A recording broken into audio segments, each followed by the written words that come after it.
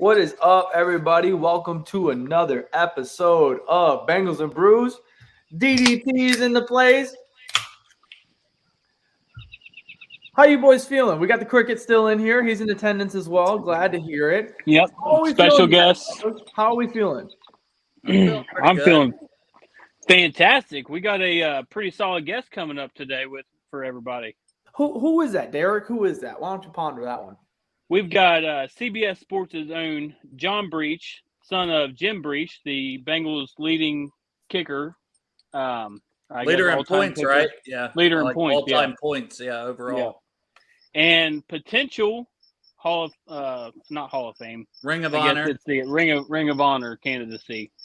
So, yeah, it's going to be a pretty exciting show today. Well, yes, that sounds like a goddamn good time to me. I tell you what, boys. So who all wants to vote here that Derek puts some cricket killing shit in his grass next week? Oh yeah, I vote aye. I don't. Members of the chat will. Derek just muted himself and tried to talk at the same time. He literally just muted himself. I was going to say, loud and proud. I don't know what y'all are talking about. I don't hear nothing. He still don't hear it. Like, it was just me and him on here before, and it was completely quiet. And I'm like, that thing is really close. Like, it's loud as hell today. This thing's pissed this week. He goes, God damn it. Listen, you didn't hear me last time. I'm going to make you hear me now. This fucking cricket's trying to take over the show. Yeah. I love it. I love it. So he's going to come in. He's going to come in what, about 10, 15 minutes, boys? Is that what it is, right? Yep. About till then, around 8:15. Well, we can ponder on, talk a little bit of Bengals football and football in general. Did you guys see that Tua and Tyreek Hill hype throw as Tyreek had to slow down and they did another one? Yeah. Hey, this one had a little less wobble to it. It was a good throw. They keep putting these out. Dude, this ball was short and he beat the defender. Tyreek does what he does. He broke the defender. He's going out and he's looking back and he had to catch it like this. You can't see me, but he literally is like this. Yeah. Speaking of I was going to say shorter than that old running back for the Bears back in the day. A few years ago? What was his name? Tariq Cohen. Tariq Cohen, yeah. Ball was short. Anyway. But I have to just know what you're talking about every time. Nothing like him saying a joke every day, not knowing the whole line of the joke. No, listen. So the entire time I'm saying it, I'm like trying to think of his name. Why would you even throw it out there if you didn't know that? Because he's like, hey, real quick, shout out. He needs a notepad. Tariq Cohen, because I guess he's shouting out people already. We're 3.5 minutes listen. Tariq Cohen last week popped his Achilles. So shout out to that. Yeah, pour one for him. I was going to say, speaking of cringe videos that teams should not have put out, did you guys see the Russell Wilson that the Broncos put out? What happened there? That one. Oh, it's bad. I hope some people in the chat seen it. I was going to say, can we maybe possibly pull it up in the next 10 minutes? Yeah, I mean, if you can find it, are you on your phone?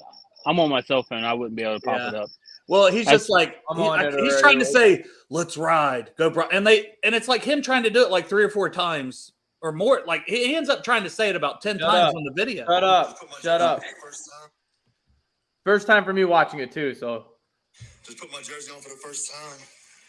Broncos orange, let's ride. Green screening it with my boy. Yes, sir. Let's go. We in the orange, baby. Let's go. Let's ride, baby. Ooh, so clean right now. No cap. Well, we know what we doing. I have my boy Zoo. I got 1-4 with me. 1-4 with me. Hey. Yes, sir. So what we gonna do? Yes, sir.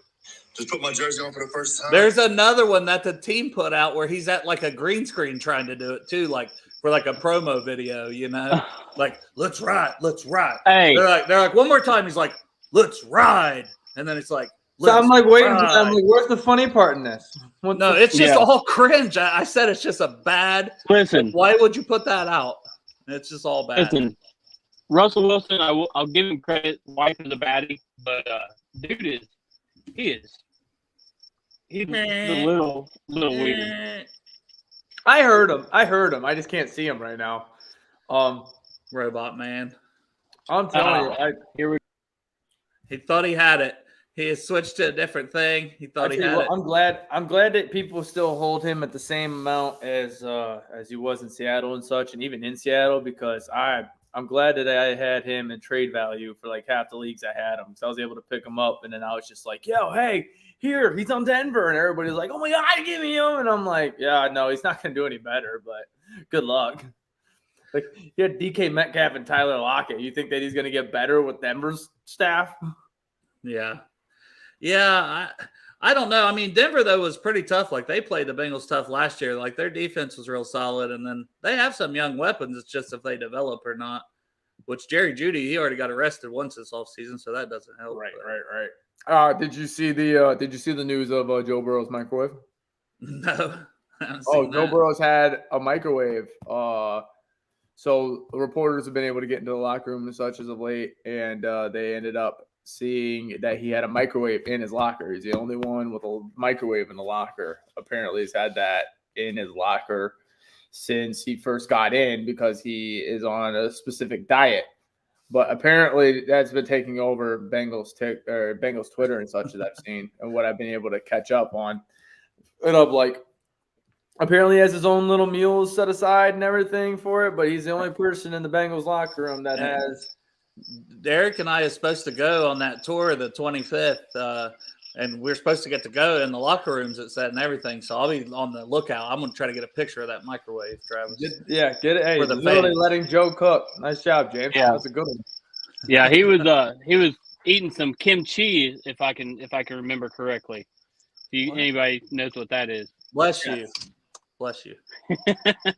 This dude's crazy. He said, "Bless you."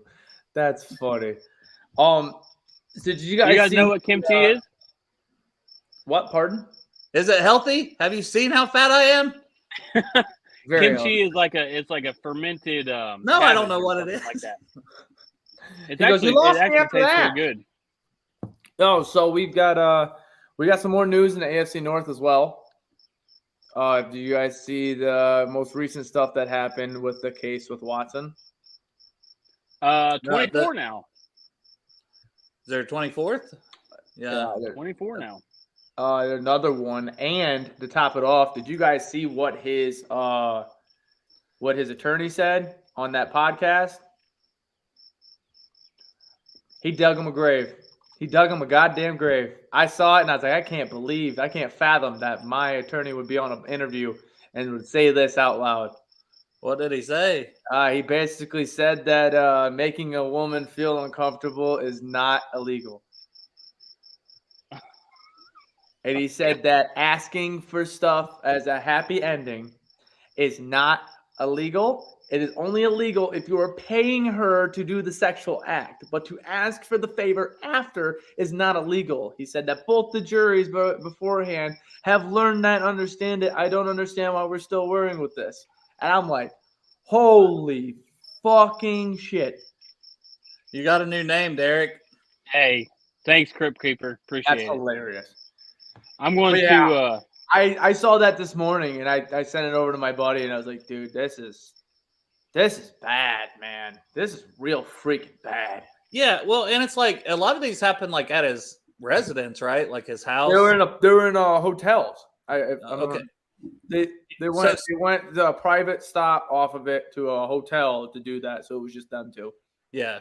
So you're there alone with a person, and you're asking that, and like I couldn't fathom like the asking part. One left crying. Like they've already talked about that. The asking part is not a criminal at all. asking. Like, you're there in a business atmosphere, you still probably shouldn't, but asking for that is not illegal, whatever.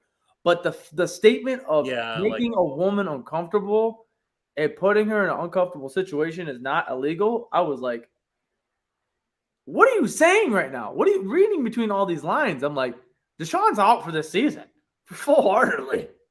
Yeah. Yeah, and I just wonder if that's all it'll be. Like, the more people keep coming forward, like I said the other day, ban his ass completely. Like and thinking about what is coming out, the more stuff that's happening. Did you see the news of it was on the 24th person, like Derek said, there was a deal for $100,000 for each girl. Yeah, I did see about the and I was like, thing. wow. It was like, you don't pay somebody if you don't believe that, what they're saying is true.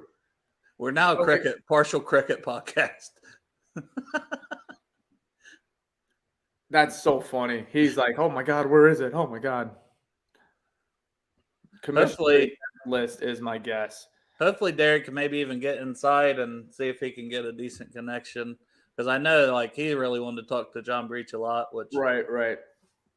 He's just another Bengals fan like us. And obviously, growing up with his dad as a freaking NFL kicker. I think he was here for like 12 years. So like long time. A little bit. But guys, listen, before we get on this and such, our thing has popped up once again. Anybody that's watching us on any other platform, please get on YouTube, subscribe to us on YouTube, and comment through YouTube. YouTube is the best way to go through this with you guys. If it's not too much to ask, we greatly appreciate it. It's Bengals and Brews. Search it in there, and we'll be right up there. Bengals, Brews, and Crickets. That's exactly what it is. I have to change the name. This is wrong one here. I'll tell you that much. Here's a question. I don't know. I've seen some hype around this guy too. He moved from wide receiver. I think he was on our practice squad last year, if not 2 years. And will he make the team as a tight end, Scotty Washington?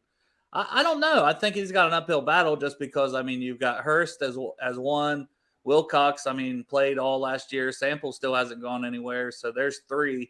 And then you're looking at maybe as a 4th spot. But I don't know. You still have Thaddeus Moss. I can't remember who else. They got some other guys too. I think Moss would take it over anybody, honestly. Is this any better? For the 4th, for the clunch last. What is that you have in your hand? Dildo. This is my mic. Is that the new mic that you bought that you're proud of? No, this isn't the one I bought, but. Oh, okay. I was like, you just brought it out. Now this is the way you're introducing it. He's just like, I can't even grab something to imitate it. He's just like, yeah. I hate to even say I don't hear the cricket as bad because every time I say that, then it comes back. So, but you need to find this thing. You're a hunter. This is your new mission from now on. You hunt this cricket down, and I don't hunt bugs. That's a lie. I have literally seen you send me pictures of different kind of bugs. No, that would be Declan. Declan is the bug hunter extraordinaire. Yeah. Get him on the case, man. I'll have to. So, anybody in the chat got questions while we're waiting on John? He should be here within the next couple of minutes. I was just checking it out, just making sure everybody's doing it. We're live on our Facebook, which is awesome. I'm checking that right now. But I'm checking that just to see if they're falling through. Because there's a comment on here. It says that Russ is funny, but seems like a good dude. Thank you, Dusty, for it. And Dusty, if you can go over to our YouTube and be able to say those comments, and we'll be able to read them. You'll come up on our screen as well. And we don't want to have everybody go through to YouTube because of everybody can watch from any other platform. We're just, for some reason, it's not clicking on this platform to have all these other platforms say the comments. But when we finally get that figured out, then you guys will have freedom reign to say watch wherever you want and wish. But yeah, because we had several Facebook. If you want to comment, if not, just enjoy the show. Yeah. We had several on Facebook the other day, and none of us seen it until the show was over. And I was like, damn, there's some good questions, there's some good comments. That would have been great to put up. We for whatever reason with this platform, we cannot see them. Yeah, I'm not sure why. All right, so hold on, shit. Sorry. Okay, so Derek, who really is this person? You can give a nice little introduction because we're getting around 15 minutes, and I'm assuming this person's going to be joining here soon. Who is this person? Besides, he is. His name is John Breech. He is a podcaster. He works for CBS Sports HQ. They do a Pick Six podcast. I think right now they're doing it every single week. They're kind of wrapping the win totals for each team in each division and kind of where they see them. You have to go, I think, all the way to the very beginning where they did the AFC North, if you wanted to go back and listen to that one and get a little insight in that. But John Breech, he's also the son of Jim Breech, the Bengals kicker. I'm sure everybody's familiar with that name, especially if you are voting for the Hall of – I keep saying Hall of Fame, the Ring of Honor. But, he's a pretty cool guy, and he got to go to the Super Bowl last year, so maybe we'll get to ask him a couple questions about his experience being there as well. And isn't there several guys on that podcast? And like he's the only Bengals fan, right? I think there's a Steelers fan. I don't know who. Yeah, Will Brinson, this is the Steelers fan, and Will Brinson is he's the Carolina fan, and then I can't think of Ryan Wilson is the Steelers fan. Ryan Wilson, that sounds familiar. Well, it sounds like that cricket is back. Thank God for that. Yeah. All right. Sure, Are we still hitting the cricket? Love the cricket. Oh yeah. Well, we have a couple minutes to kill. I have been stocking up on these, and I want to know what you gentlemen have to say about this. Now, if I can figure out a way to do it very fast, I'll blow this up on here. If I can, not the logo, it'll be the overlay of it. Add overlay. And I am going to drop this in here, man, really quick, actually. Bada bing, bada boom. Oh, I don't know where that went. All right. I forgot to do this beforehand, but I wanted to know what your guys' team was going to be because this is going to be quite the fun little conversation. Open. And when it loads, which will be any second now, we're going to make a little team right now before he gets on here. Okay. Derek, sorry for the inconvenience. That's all right. Oh, he's in here. We'll wait then. You got a little glimpse of it. We'll get that later, okay? Because he is here now. Hello, how are you? How was your day? Hey, you know what's funny, guys? I would have been here 5 minutes ago, but your StreamYard, the link you guys sent, you have to log in through YouTube or Facebook so that, no crazy people end up here. And I don't know my Facebook or YouTube password, so I literally spent the last 5 minutes hunting it down, couldn't find it. Then I had to change my Facebook password for the first time since like 2006. And it's like 1, 2, 3, 4 now. If anybody wants to hack my Facebook, there you go. Yeah, we were like, I don't know if he's coming. I was like, you know what? I got a great question. I saw this thing and I want to see what you boys think. And I saw you pop down. And I was like, great. All right. Yeah. No, we're not going to no-show. I'm not like that. Not usually. Only sometimes. So let's go ahead and get this thing started. Yes, that cricket is in Derek's backyard, just so you're aware. Yeah. We got a special guest, Jiminy Cricket, back there. But I love crickets. Let's get this thing started though. For anybody that's been living under a rock and isn't familiar with you and your work, why don't you go ahead and plug everything right off the bat? I have been at CBSSports.com for the past 10 years. So if you have read an NFL story there any point over the past decade, you have probably read at least one that I wrote, maybe 2, maybe 3. I started there covering college football, moved to the NFL in 2013. And if you are looking to do something besides read, there's a CBS Sports Pick 6 podcast, which I am on 2 or 3 times a week. It's a daily podcast that's hosted by my buddy Will Brinson. And I also am in charge of the NFL newsletter at CBS Sports. So Google that, find it, and sign up for it. So you sound like you're a little busy. All the time. I love it. Well, the boys told me that you're a big Bengals fan involved with a bunch of people that are not Bengals fans. Is that true? There are not. It's funny because you think Bengals fans are few and far between, but my managing or not even the managing editor at CBS Sports is actually a huge Bengals fan. So it's nice to have someone else to talk Bengals football with. But yeah, it's I work with guys who are Steelers fans, Patriots fans, Cowboys fans, all the stereotypical, we've won a bunch of Super Bowls, we'll rub it in your face fans, not many Bengals fans. Yeah, and they've let you know about it on the podcast the times I've tuned in, and in our rougher seasons especially. Like, did it feel good to be able to, talk a little shit back to them? It's like the weird thing is that you didn't even need to, because watching them play the Steelers, they blew them out, and it was like, oh my God, the Bengals are going to be better than the Steelers for the next decade. It was just more of a realization than just, shit talking for 6 straight months because you knew the team you like is better than the team they like. But yes, it would have been easy to just kind of dump 20 years of people dumping on you and let that all come out and F you and F that. And I'm glad they're in the Super Bowl. But no, I was more of a guy who just enjoyed the ride instead of rubbing it in someone's face.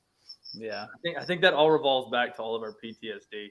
We don't want to open our mouth. Yeah. Even if we could have a 99 overall Madden team, we're like, all right, wait for the zeros to hit. Yeah. We'll see how the season starts, and you got to stay healthy, and you're always just like looking over your shoulder for the bad thing to happen. And the PTSD is totally there. I'm sure every Bengals fan who was watching the Raiders game in the wild card round, you're like, Derek Carr is going to drive down there, score a touchdown here, and we're never going to win a playoff game ever. And in the rest of football history for the next 100 years until the NFL doesn't exist, the Bengals are going to win their playoff game. And then even when they won that, you're thinking, you know what? They're going to lose to the Titans because it's 16-16, and then Tannehill has the ball, and there's no way he can throw a third interception. Then even when they win that and the PTSD should be behind you, you're like, oh, God, we're down 21-3. There's no way they're coming back against the Chiefs. And then boom. So it was just that PTSD is always creeping up on you.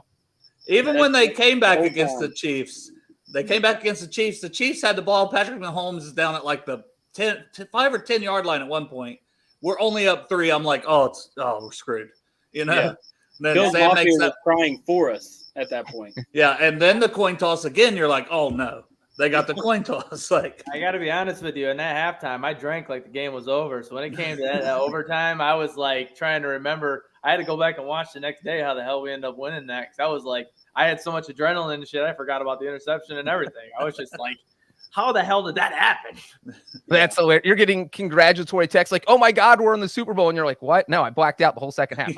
What are you talking about? I was about, because it was this lovely thing that it was one of my last bottle of Brimminghorn King of the North mead. And I put that down pretty smooth with anger.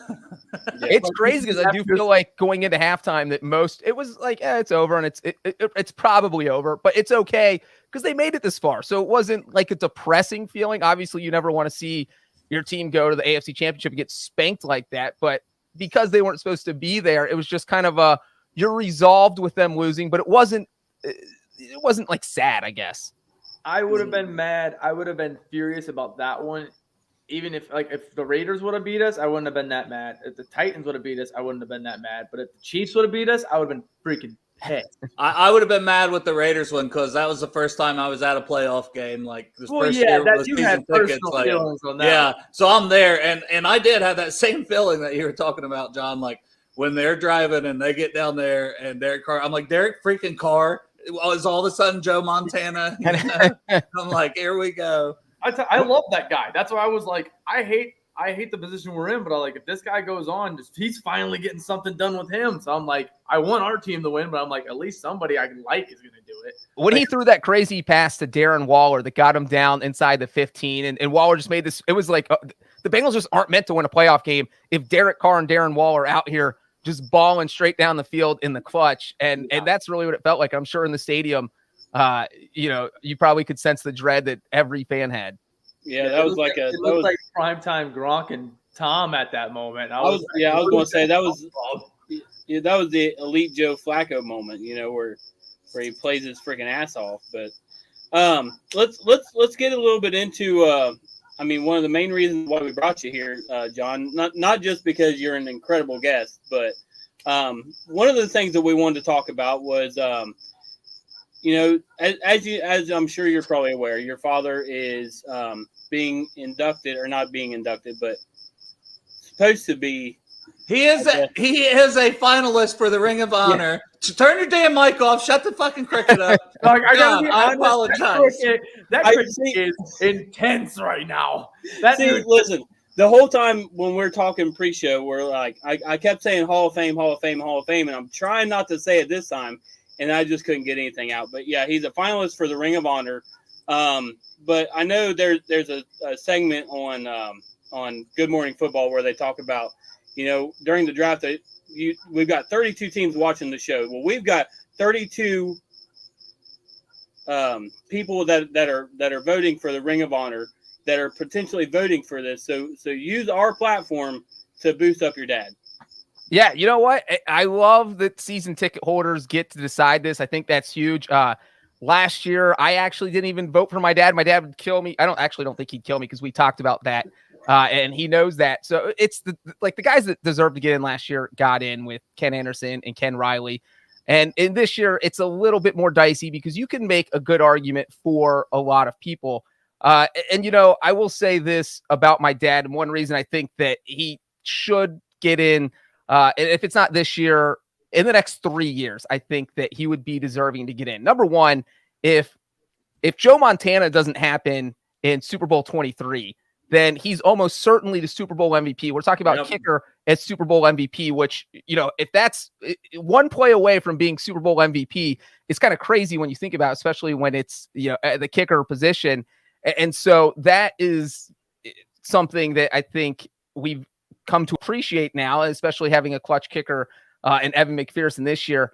And, I think one thing that gets lost is that he was one of the best clutch kickers of his era. I mean, even now, his he has the NFL record for most overtime field goals without a miss. So whenever there was a chance to kick a walk-off field goal in overtime, he didn't miss. 9 for 9. We saw Evan McPherson, who is absolutely awesome, but he missed the overtime field goal against the Packers. So that's a record that my dad has that he can't break. And I think if you ask my dad, that's probably the record he's most proud of. And then when you look at his postseason field goal percentage, his regular season field goal percentage was good for his era. It wasn't great. It wasn't bad. And it's hard to compare kickers through eras because a lot has changed. The kickers are stronger. The playing surfaces are much better now than they were back in the day. But the other thing, he has a better postseason field goal percentage than Justin Tucker, Morton Anderson, who's in the Hall of Fame, Adam Vinatieri. So some huge names as far as playoff kicking goes. So I would say that anytime there was a huge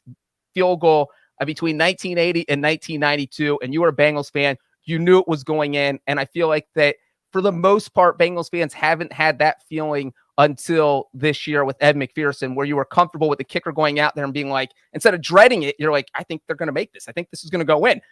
McPherson's going to send us to the Super Bowl. So it was a long time before that comfortability came back. So I would just say that he's done so well in the clutch and he made so many big kicks for them that absolutely he deserves to be in there at some point. Beautiful. That's a great feeling to trust your kicker, isn't it? Yeah, we could sit here and talk 3 hours about kickers. That is, I think that's half the reason they let me on the Pick Six podcast so much. They're like, all right, Justin Tucker made a 66-yard field. Give Breech 20 minutes to talk about it. We need someone talking about the kickers. So yeah, that is kickers is such a unique position and they have so much pressure and things just change week to week. You think you have a good kicker, all of a sudden he misses 5 straight kicks or turns into Mason Crosby in that Packers Bengals game. It's just crazy what can happen from week to week with kickers. Now, I'll say outside of your dad, who is someone else that you would vote for if you had a vote for the Ring of Honor this year? Well, I think that you have Boomer Esiason is going to be a popular name. You have a former MVP who led you to the Super Bowl. Willie Anderson probably should be in the Hall of Fame. I think that people could absolutely vote for him. Isaac Curtis. Yes, Isaac Curtis, I think, would be a popular vote, and people should vote for him. I'm trying. Lamar Parrish, Chad Johnson is probably. I think it's harder to look at the more recent guys because I think for something like this, now that you got Ken Riley and Ken Anderson in, that you should probably vote for the older guys because you don't know how much longer they're going to be around, and you want them to be able to celebrate that. And we saw that last year with Ken Riley's son going to the event, and so you want to be able to celebrate these guys while they're alive. So I would definitely vote for someone that has been out of football since probably 1995. So I'm definitely partial to the older guys. Isaac Curtis and my dad. Those would probably be my 2 votes if I had to vote right now. I know that one that I definitely see that's probably going to be on there that a lot of people have said they voted for is Willie, and he's the only one that's not a little older that I think that push could help him get the Hall of Fame push too. So if he gets in the Bengals Ring of Honor, maybe that's that extra push this year that some of the media members sends and some of the voters that helps him get elected. So no, and that's a great point. That's a good reason to vote Willie because we need more Bengals in the Hall of Fame. It's crazy how overlooked they get. And we're talking about a franchise that's been around since 1960s. You have one player. It's unbelievable. Oh yeah, definitely. And I want to take a step back real quick because we went into some crazy Bengals conversation. I want to go around because I want to ask what everybody on Bengals and Brews is drinking tonight. So, Dale, would you like Well, to? you got to always start with me.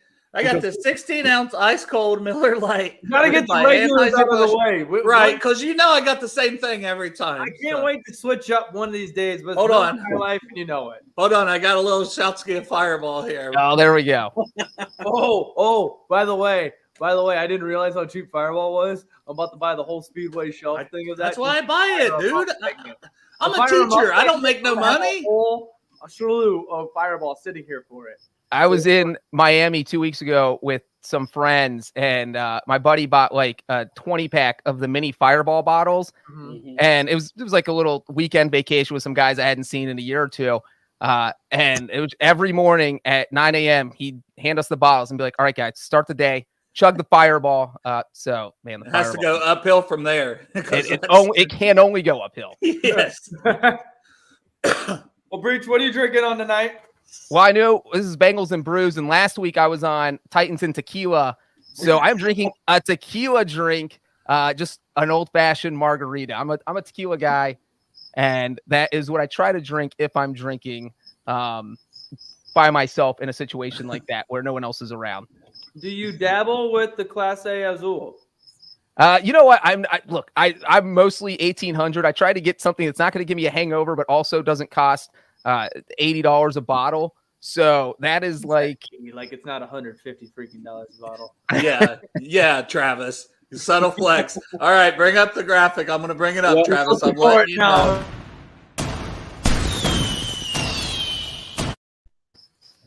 Yeah, exactly. Look, I might work for CBS, but I'm not buying $150 bottles of tequila. Yeah, so 1800 is like the lowest, I guess, top end that it's smooth and it tastes good. Good. All right, Cricket, what do you got?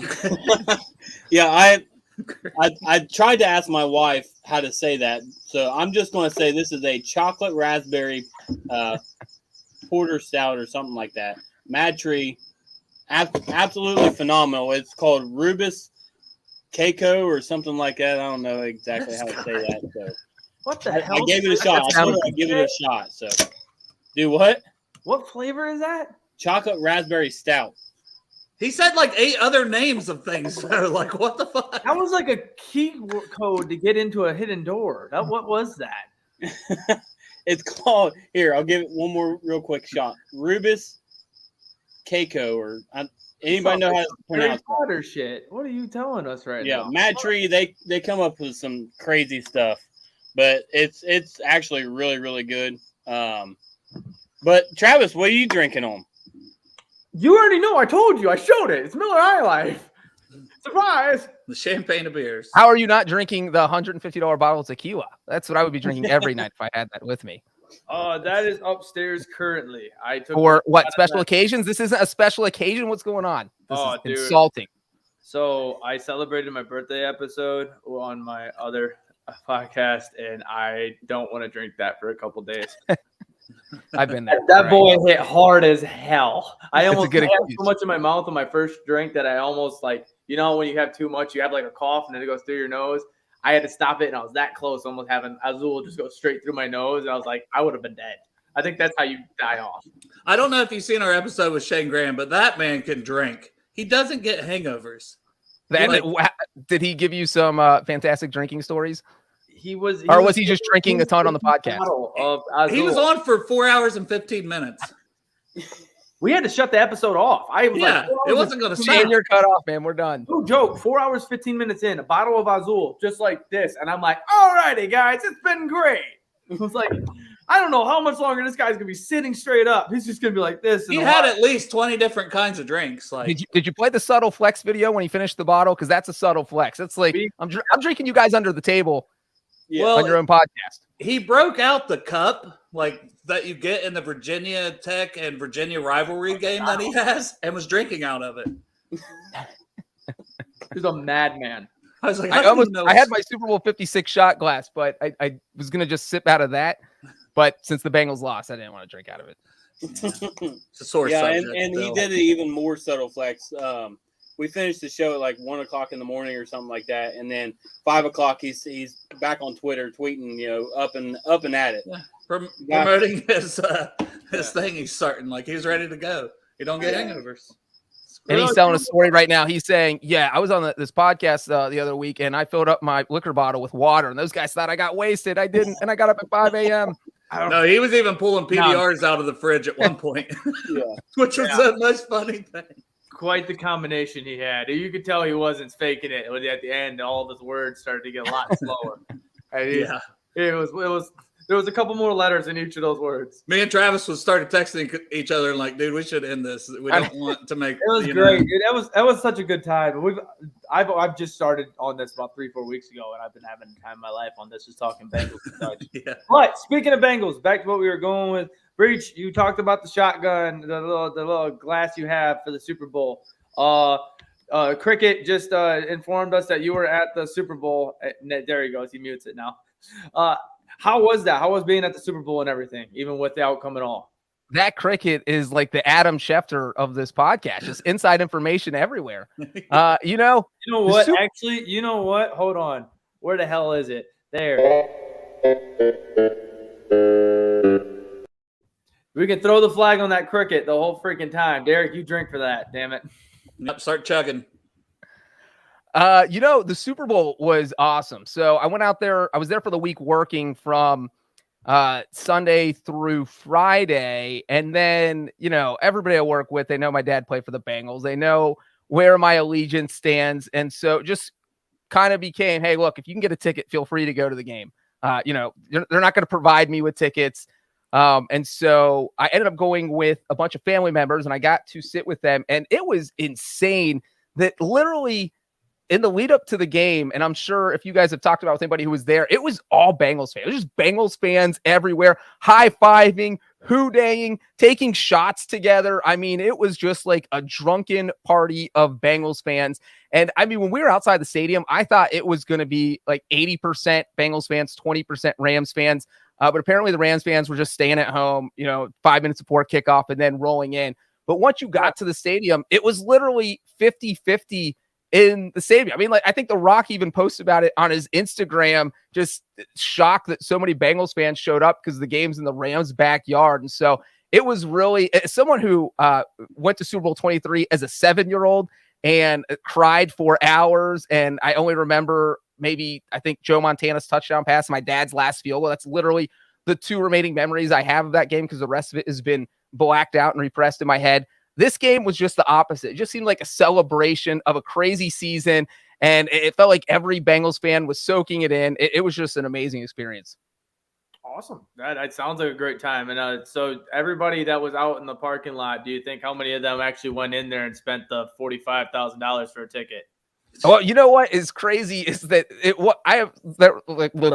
we're at the beach with some friends. They're telling me how much they spent on tickets. It is crazy how much tickets cost. Fortunately, I will say my dad was able to get tickets for face value. So we still had to pay for them, but we got them at face, which was $1,600. So even if you got tickets at face value, which, obviously some season ticket holders, wherever to get tickets through the lottery, you're still paying an arm and a leg. There is no inexpensive way to attend the Super Bowl. So it's something you have to keep in mind. Now that the Bengals are good, you're thinking, man, I need to start a Super Bowl bank account because if they're here often. And then you also understand why by the time the Patriots were in their 5th Super Bowl, why the other team had more fans, because Patriots fans are like, all right, we can't afford this anymore. This is a normality. All right, we got it again. Exactly. Here, I'll watch this from the TV. I'm fine. Yeah, exactly. Yeah, I had all intentions in the world to go to the parade and everything. I could not budget. My wife's a Ravens fan, and so I would have been the Bengals fan standing next to a Ravens fan, just cheering on my team by myself, and with every other Bengals fan, of course. But I would have been my whole family's Bengals fans, and I'm I couldn't have left them. You would have been asked literally every minute, why'd you bring the Ravens fan with you, man? The Ravens didn't make the playoff. Yeah, no, trust me, I believe it. How much have you worked with Brady Quinn here? Because this guy wants to know how you haven't punched him in the face. Oh, what? LSU Dan doesn't like Brady Quinn. I love Brady Quinn. Yeah. Go ahead. What? I didn't know what the beef was. I didn't know if there was some beef there or something. I think maybe he has said some stuff that people disagree with. He's on Fox Sports. He does stuff for us on CBS Sports. So he's all over the place. I'm sure he has said stuff that people absolutely disagree with. But I am a huge Brady Quinn fan. One of the running jokes on the Pick Six podcast is that our buddy Ryan Wilson has a man crush on Brady Quinn. So it's like, you expect him, if you were going to run into a first round NFL quarterback, you have no idea what kind of personality, but he's down to earth, talkative, fun. I honestly, I also wouldn't punch Brady Quinn because he could beat the crap out of me. Yeah. Isn't he like, that's what I was like, isn't he like 6'4", 6'5"? Like, he's a pretty big dude, muscular. Like, yeah. Yeah, he's a good at least 8 inches taller than me, probably 10 inches. And it would literally take him 60 seconds to knock me out. And his brother-in-law is AJ Hawk if he has to call back up. Yeah, if there's a tag team battle with somebody in my family, with me and my dad versus AJ Hawk and Brady Quinn, me and my dad aren't winning. No. Yeah. Brady's DGAF meter is like way up there. What'd you say, Derek? Sorry. I said Brady's. Oh, Jesus Christ! The cricket has hacked. Darren, this is ugly. Hacked his system. Isn't Brady? Isn't he like a super attractive dude? Didn't he look like a model or something? Yeah, pretty much. If I remember correctly, that guy was like out of a model magazine. Everybody's like, "What the hell is this dude?" It looks like he went from an Abercrombie and Fitch catalog straight to Notre Dame, straight to the NFL. But you know what? He's from Ohio. He's an Ohio guy. He's from Columbus. So he's not a guy. If you're from Ohio, Bengals fan, he's not a guy you want to dislike. I was going to say, I don't have any hate for the man. I mean, LSU Dan does.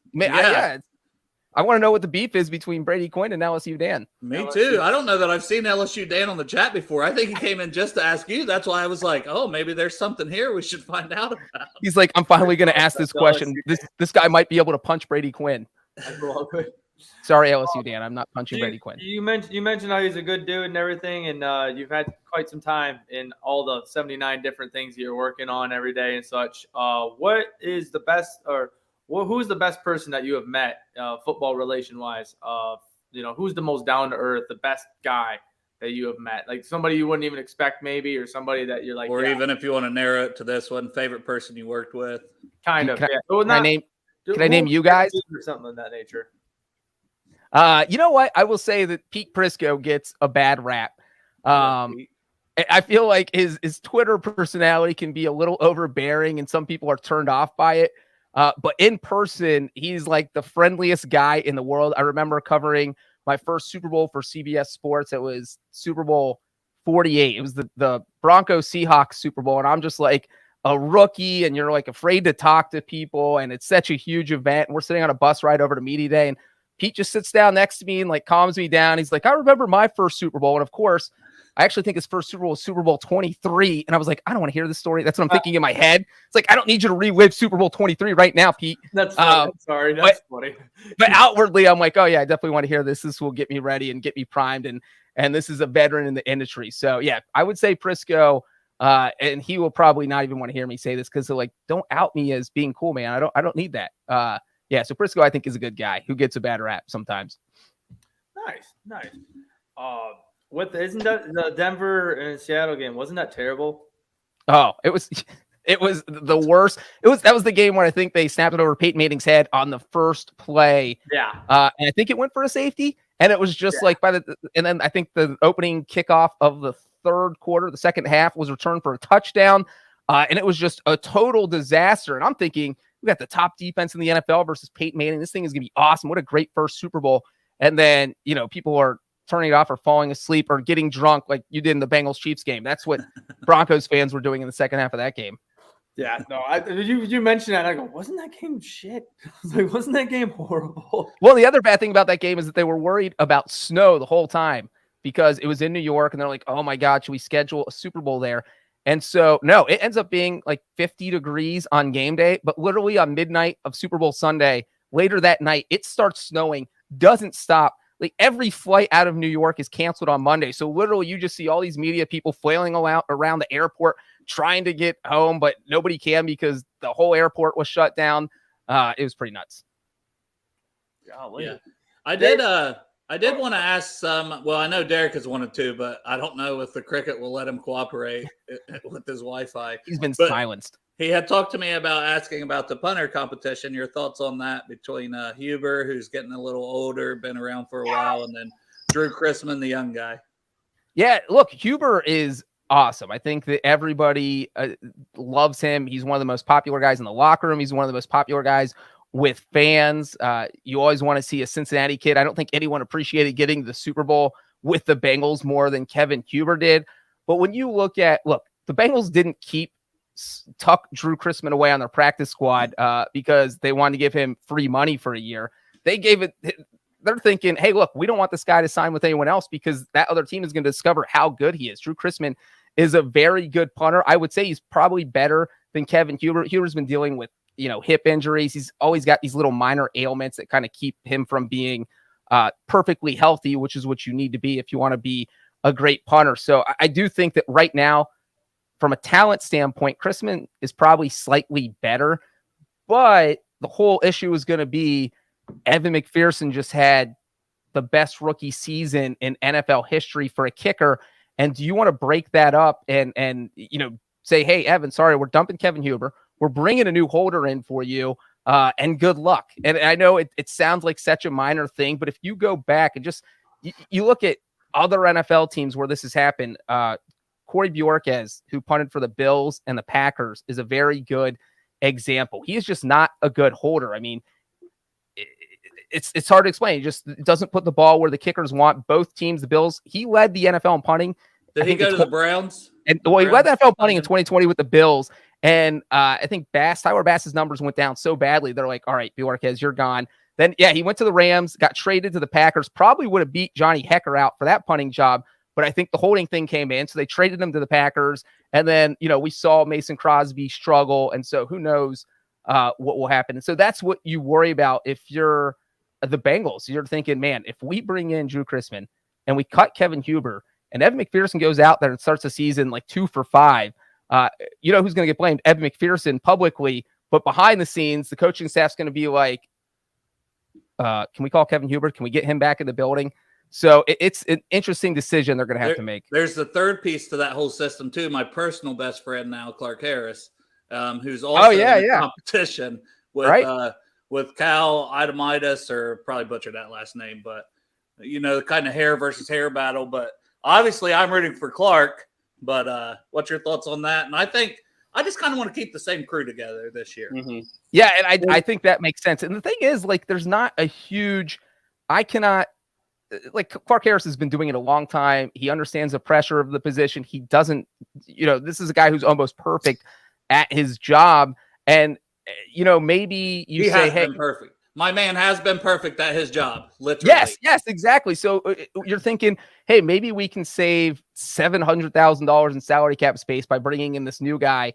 But it gets to a point where you can't be cutting money to save at that position. That's one where you say, we're paying $1 million more and these two guys are equal. That's fine because this guy's been doing it forever and he never messes up. So, man, if I'm the Bengals, I just keep everyone. I keep my special teams intact.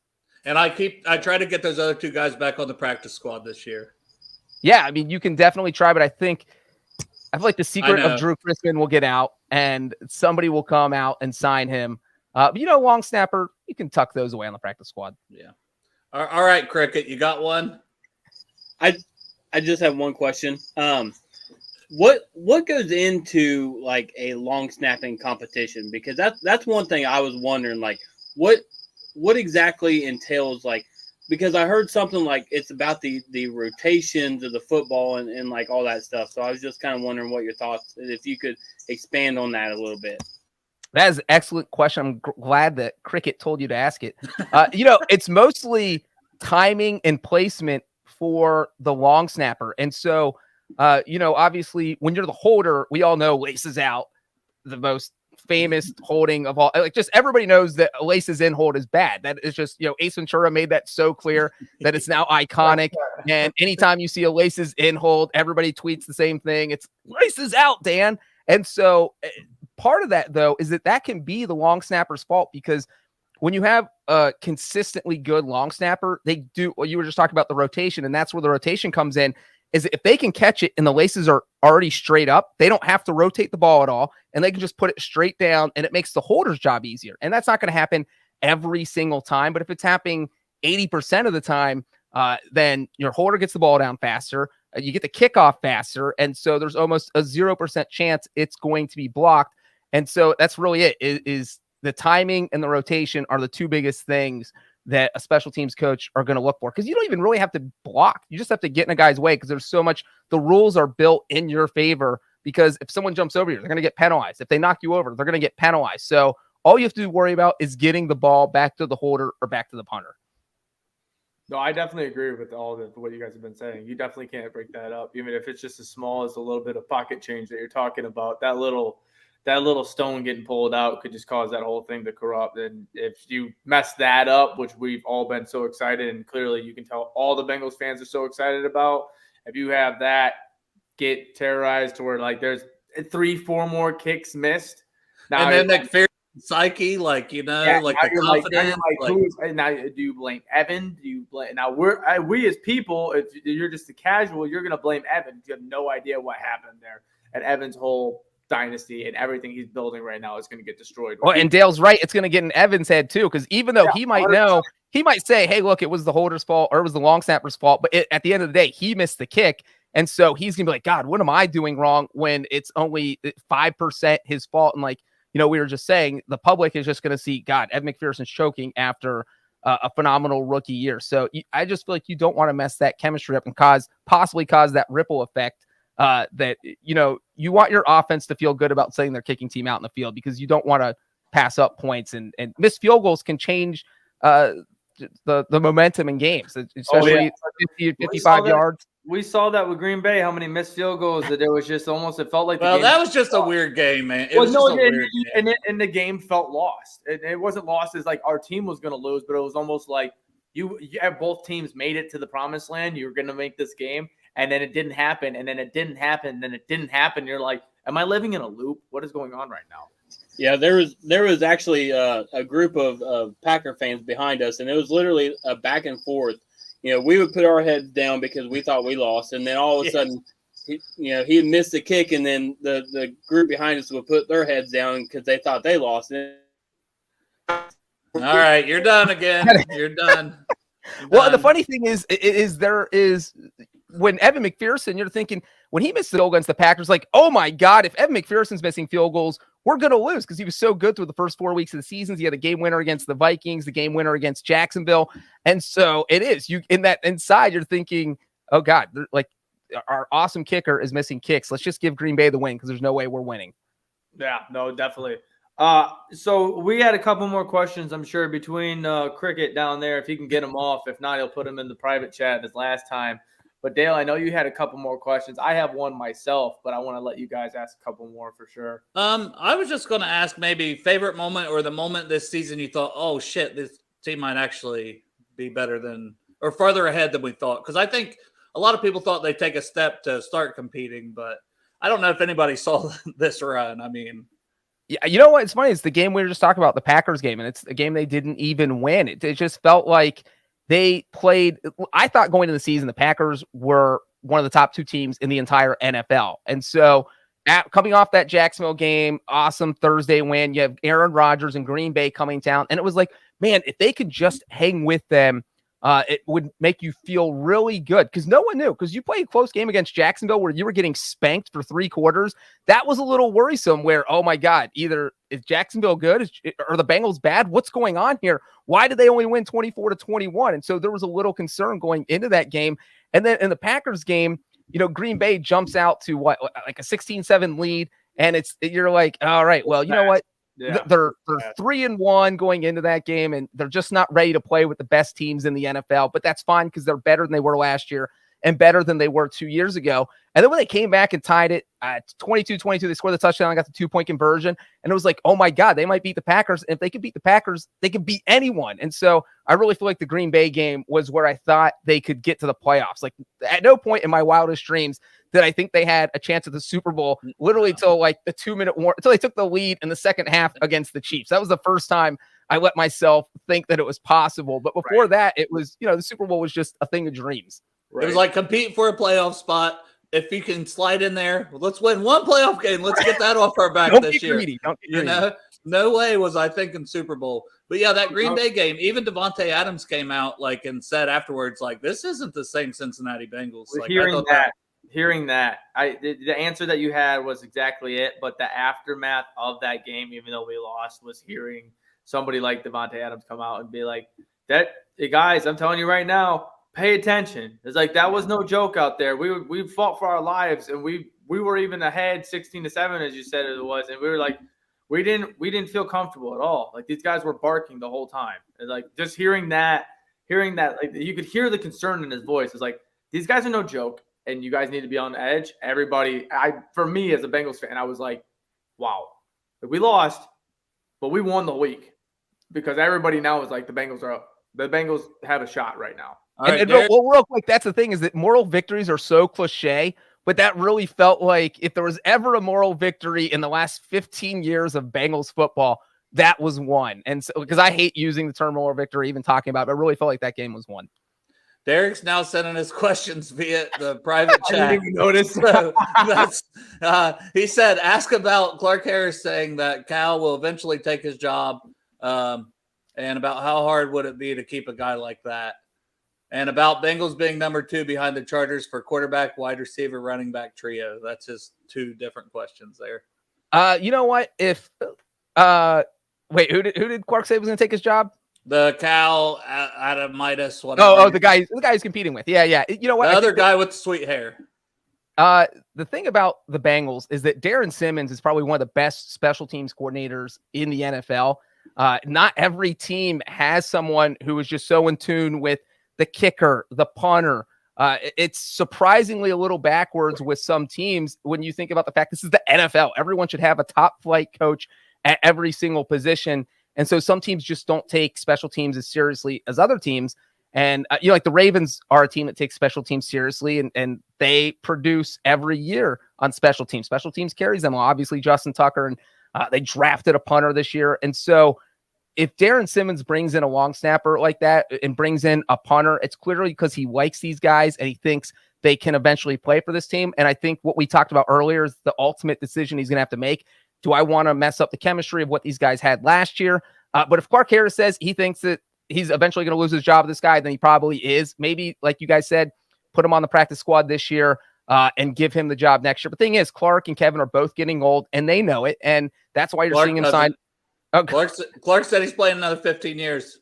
I mean, it's possible at his position. Look, you have long snappers play until they're 40, and Clark's getting up there though. He's I know he's not 40 yet. I think he turns 37. We're the same age, yeah. And also, Huber said he wasn't going to let Clark overcome him. So, on the longest active streak or whatever it is. So, hey, doesn't Huber have the most games played ever in Bengals history? Something like that. Yeah. Huber's been around forever, and he's younger than Clark Harris. Yeah, and he's younger than Clark. He's younger than Clark Harris, I think, by a year. So, they're going to be neck and neck for that, unless one of them loses their job this year, which would be sad. Yeah, it's very sad. The second question, the QB. Let me. I know what you're talking about. My buddy Jared Dubin wrote that story, and we all voted. I voted the Bengals at number 1, just for the record. I need to make that clear. Yeah, even though they ended up. What this is? What? Yeah, you as you're pulling it up, I was like, can I get an understanding of what this is? Oh, yeah. Okay. So it was just all the NFL writers, CBS Sports, voted on the team that has the best 3 offensive playmakers. One player had to be a quarterback, one player had to be running back, and one player had to be a pass catcher. So basically, like the best set of triplets, like in 1990s, the Cowboys, Troy Aikman, Emmitt Smith, Michael Irvin, who was the best set of triplets in the NFL going into the 2022 season. And so we all voted on it. And you know what? I obviously, like I said, I had the Bengals at 1, but I'm not against. I had the Chargers at 2. So apparently the Chargers just got, I think, 1 or 2 more first place votes than the Bengals. So it was actually really, really, really, really, really close. I mean, you can see the average here. It was 1.8 to 1.9. So basically those 2 teams were 1 and 2 on everyone's ballot. And I think it just kind of goes on, how do you feel about Justin Herbert versus Burrow? All of us are pro Burrow and would take Burrow over Justin Herbert in a second. I think right? You see it in the NFL as it is. I mean, I saw a damn it was like make your fantasy team thing on Facebook, or it was on Twitter, and there was $4. $1, 2, 3, $4 that you could spend on your quarterback. Right. $1 was Joe Joe Burrow, Burrow, and $3 was Justin Herbert. And I was like, if the budget is $1 on the quarterback in the Super Bowl, count me in. Yeah. So, But I say it's a coin flip between Herbert and Burrow. It's different styles. It's one guy who's got the bigger arm. It's one guy who's more accurate. Like they're both a little bit mobile. I mean, both are great quarterbacks. That drives me nuts when people argue over those two. I honestly, in that argument, I would say Jamar Chase is where I would give the edge to the Bengals over who? Keenan Allen? Is that the number one? Yeah. For the Chargers? And then even like I feel like Joe Mixon is one of the most underrated running backs in the NFL. And so I get that people like Austin Eckler because he's catching so many passes out of the backfield and he's so dynamic, but so is Joe Mixon. Joe Mixon led the AFC in rushing like 2 or 3 years ago, and I think he was a top 5 rusher.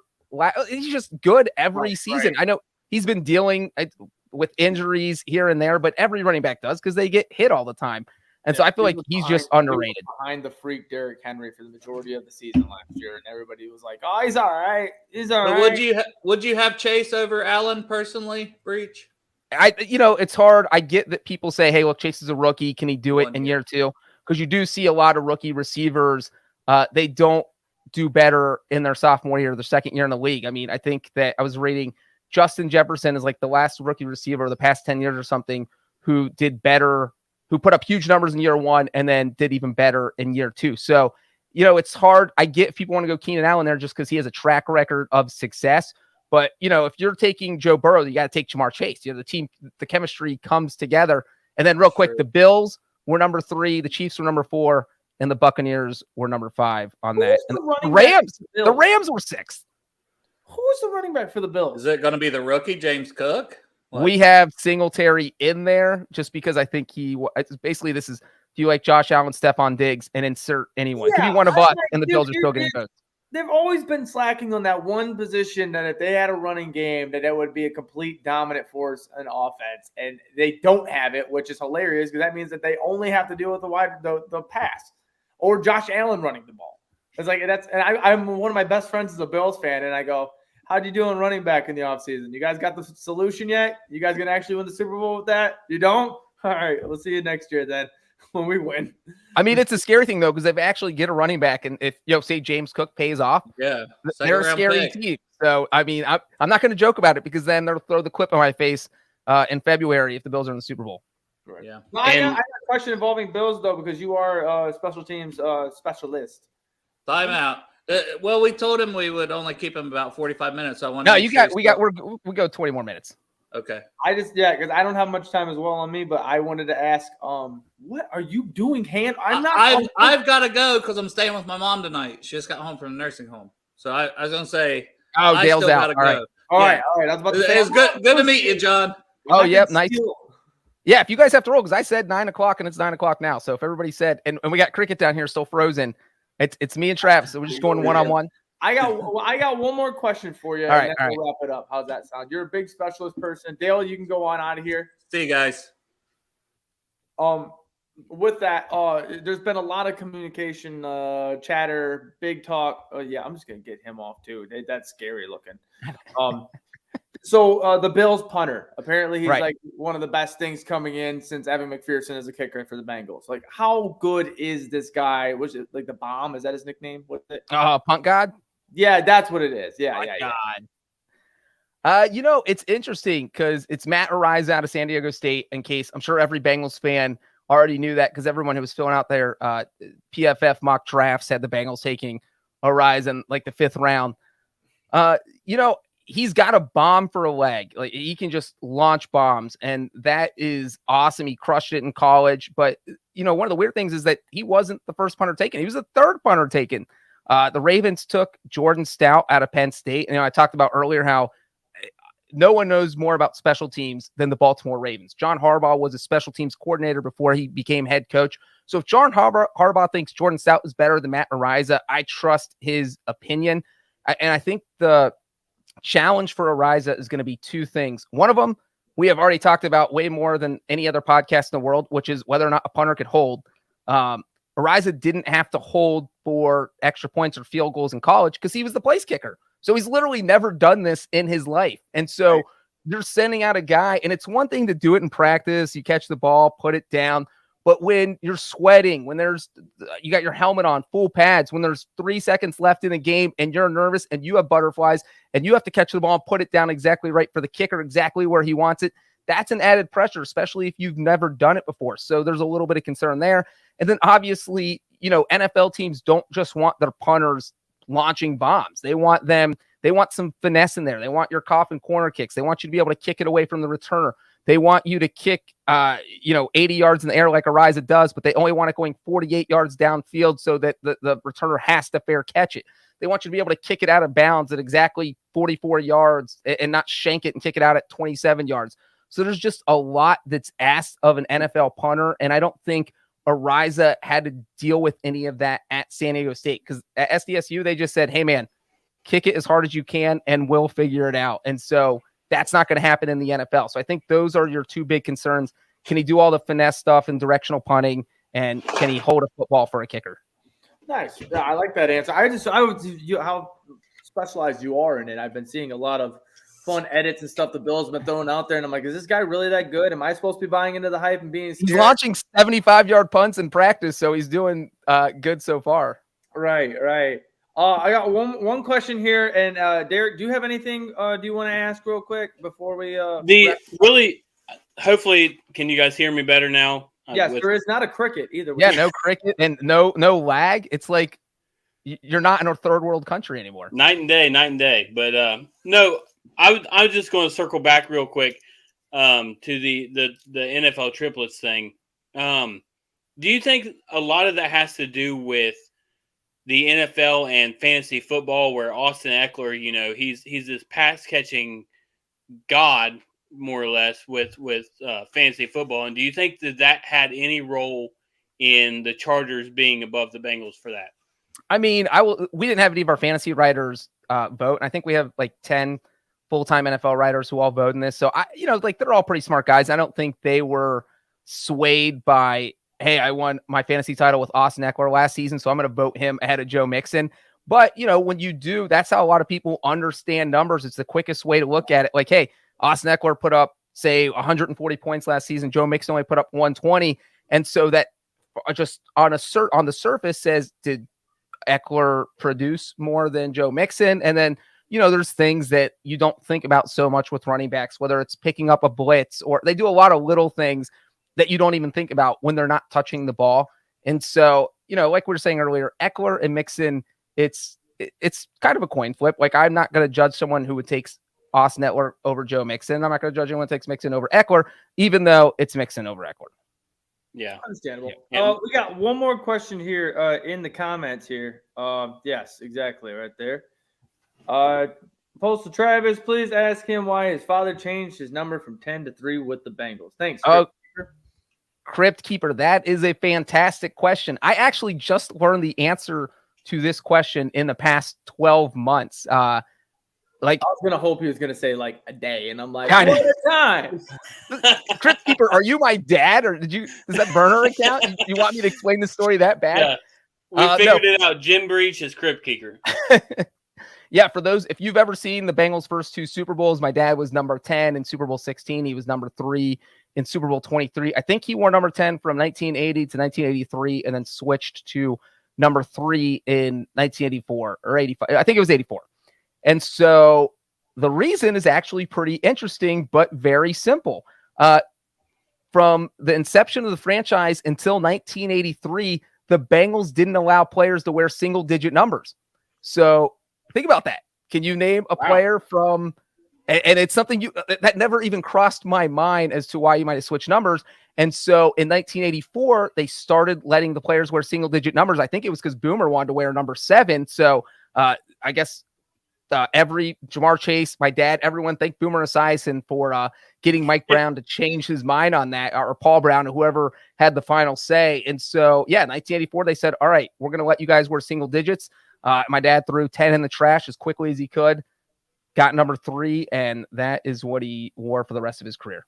Well, that's a great. What I want to know is what took so long for any quarterback or running back, or not running back, but wide receiver. Because I know with all the rules and stuff, but to wear number 1, that was pretty interesting.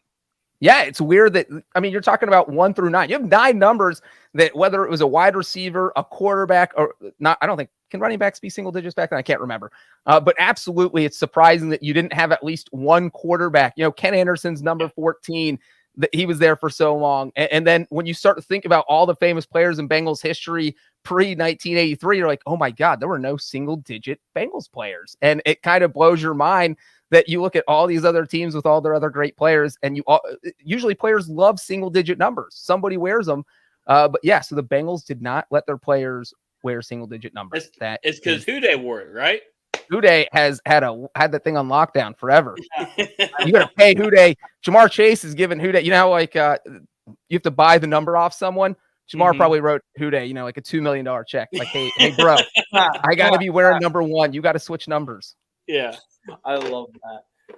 Well, no, Jai, it's been a great time talking to you, man. And I'm glad that you were able to drink some tequila and talk some Bengals football with us, most certainly. Tell the people again, what you do, but more importantly, where can they find you so then they can keep hearing your voice and your words of wisdom? Yeah, absolutely. Go to cbssports.com. Go to the NFL page. I write NFL stories every day, all the time. The NFL newsletter at CBS Sports is the Pick 6 newsletter. Just Google it with my name. You'll find it. Sign up for it because I look good when people sign up for it, and it gets emailed to your inbox every weekday, and you will enjoy it. I love entertaining people, especially when it comes to football, and you'll hear more about holder competitions and long snapper competitions than you would ever have thought you would ever hear. And then the Pick 6 podcast, that is hosted every day, even during the summer, by my buddy Will Brinson, and I am usually on the show 1 to 3 times a week, depending on the week, depending on whether Brinson and I are friends that week. It just depends. But yeah, so the podcast, the newsletter, and just CBS Sports website. Yeah, we'll keep fighting the good fight for you or you keep fighting the good fight with the Ryan Wilson and Will Brinson on the whole may have pulled a hamstring, that whole thing that gets me every time. Every time I hear it, I'm like, if only, right? The Kevin Harlan call of the the Randy Bullock vehicle. So anytime and for the inside joke, anytime I make a bad point on the podcast, Brinson hits the clip, kind of like these guys were doing with throwing a flag, except the clip goes, oh, he missed. And it's Bullock missing a field goal against the Chargers, I think, in week 1 in 2020, which would have tied the game and sent it to overtime. And that's where he injured his calf on the play. And so that he missed. That's what happens when I whip onto my points. Yeah, I gotta be honest with you. That's one of the biggest traumas that I have in the last 2 years is that one right there. Thank you guys. Because my TV ended up being like how Derek's connection is, and it stopped. And then I saw him running onto the field. It stopped, and then I saw him turn around, grabbing his leg, and I'm like, he hurt himself running out, and I go, he missed. And it wasn't even a far field goal. And it's like poor Randy Bullock. I know it wasn't far at all. I had it in my head that I was cool. I was eating. I'm like, oh yeah, overtime, let's go. And I'm like, what happened? Randy, no. That is what it turned into on Twitter. You know what though? It's real quick. Is that Randy? He was an accurate kicker. It was just, and that's what I was talking about with the clutch kicks. Is I'm sure we all remember the Houston Texans Christmas Eve game, where they would have I think the final play of the game, he went wide right from like 36 yards or something. That was 2018. I can't even remember what year it was anymore. It's all jumbled. And then obviously that kick against the Chargers. It's just those things are the things that give you the PTSD that we talked about at the beginning. I love how full we are of it, but the tides are changing. That's for sure. Breech, you mentioned that you're a big fan of pleasing the people and making people happy and such. How about we see you here super soon, maybe right around football time? We can really get into some nitty gritty in week 1. How's that sound? Yeah, definitely. Once things start rearing up again, we get closer to the season, and maybe I'll come on a preview when the Bengals are in the Super Bowl next year. And maybe Jiminy Cricket will not be a special guest on the episode. Yeah, we'll work on that. Don't you worry. It wasn't bad. You guys might want to get him in the podcast rotation. Very insightful. Ask some great questions. I might see if he needs a job at CBS. We're looking for crickets. Hey, all right, awesome, man. But hey, appreciate your time tonight, man, and we will we'll catch you soon. And thanks, guys, for watching us tonight. And we'll catch you guys next week. Hoo day, everybody.